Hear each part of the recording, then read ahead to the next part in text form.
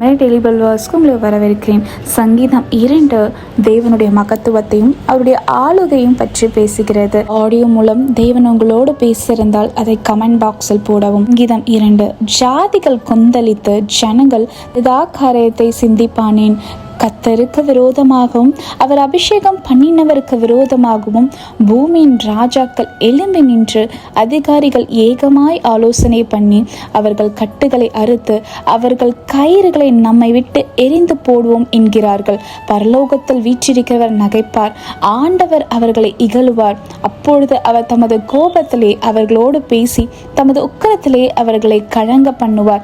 நான் என்னுடைய பரிசுத்த பர்வதமாகிய சியோன் மீது என்னுடைய ராஜாவை அபிஷேகம் பண்ணி வைத்தேன் என்றார். தீர்மானத்தின் விவரம் சொல்லுவேன். கர்த்தர் என்னை நோக்கி, நீர் என்னுடைய குமாரன், இன்று நான் உம்மை ஜனிப்பித்தேன், என்னை கேளும். அப்பொழுது ஜாதிகளை உமக்கு சுதந்திரமாகவும் பூமியின் எல்லைகளை உமக்கு சொந்தமாகவும் கொடுப்பேன். இருப்பு கோலால் அவர்களை நொறுக்கி குயக்களத்தை போல் அவர்களை உடைத்து போடுவீர் என்று சொன்னார். இப்போதும் ராஜாக்களே உணர்வடையுங்கள், பூமியின் நியாயாதிபதிகளை எச்சரிக்கையாயிருங்கள். பயத்துடனே கர்த்தரை சேவியுங்கள், நடுக்கத்துடனே களி கூறுங்கள்.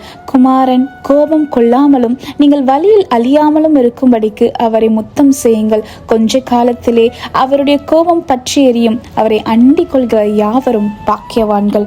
ஆமேன்.